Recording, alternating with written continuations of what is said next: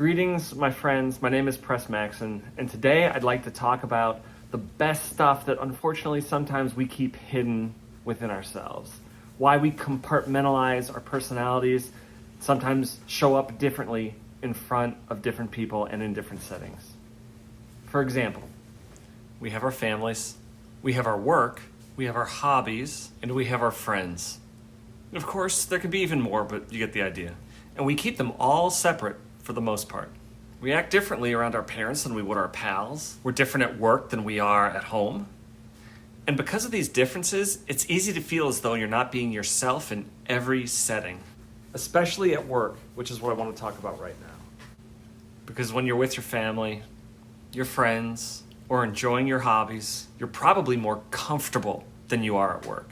For example, you're around people you know better when you're at home. You're probably dressed more comfortably away from work. And for the most part, when you're at work, you're on someone else's time. And when you consider all that, it's hard to feel 100% authentically you at work. But I have a hypothesis. I believe that you is the key to unlocking professional success. That you is what makes you unique.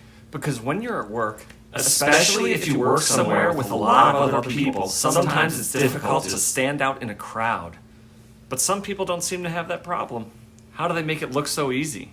What makes those people shine? How did they get noticed in the first place?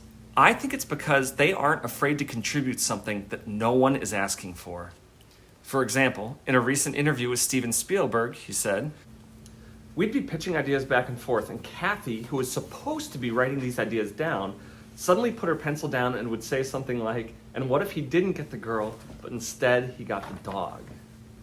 That quote is about someone who wasn't in the room to contribute creative ideas. She was an assistant. She was supposed to be taking notes. And Spielberg wound up hiring her away from her employer and began asking for her feedback on scripts. This is an example of someone who shared her creative ideas even though no one was asking for them.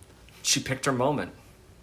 She didn't compartmentalize her talents. It didn't say sharing script and story ideas in her job description. That didn't stop her. It probably took courage, but it impressed the right people, and she got new opportunities because of it.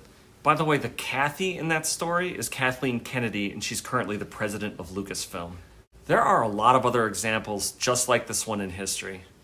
Ursula Burns started as Xerox as an intern. In 2009, she became the CEO.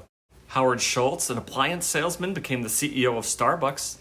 David Geffen worked in the mailroom at CBS, and then years later, he founded DreamWorks. So, how'd they all do it? There's a common theme. Try. Start small. Offer to do something that no one is asking you for. And a lot of the time, it's something you already know how to do. Sometimes, that's a skill that's not in your job description. Sometimes, it's just the courage to share an idea. Sure, you have to read the room, but when the time is right, you make your move. Sometimes it doesn't feel easy to contribute. It's outside your comfort zone. But your comfort zone might be lying to you. Sometimes that thing that gives you the most butterflies is actually your best opportunity. Don't let your nerves convince you that the timing is wrong or that you're not good enough. So whether you pick your moment or make yourself ready for the moment that picks you, speak up. This idea can apply to your current job, the team you're on right now. Maybe your team is stuck on a project that's begging for a creative idea to get off the ground.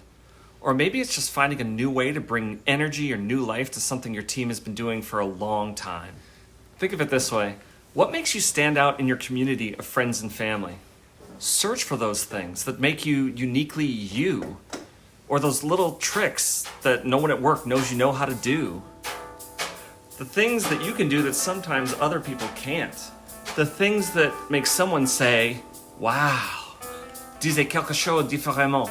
Maybe that's a skill you picked up at a previous job that's long done. Maybe it's something you and your school friends learned how to do for fun. Maybe it's something you heard your softball coach say. Maybe it's something you never dreamed could actually apply to your job today. Search for these things with purpose. Take time to sit down and write them down.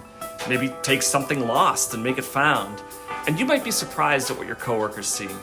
They might see something innovative, something clever, something creative, something different, something that the team can apply to the business in a new fashion. And when this happens, you stand out in a crowd in ways that you might not have imagined. People recognize that you're more than a job title, you bring passion. There's a time and a place to compartmentalize. It's what we humans do. But when you align your unique self with your work, you might not have to. Thanks for listening.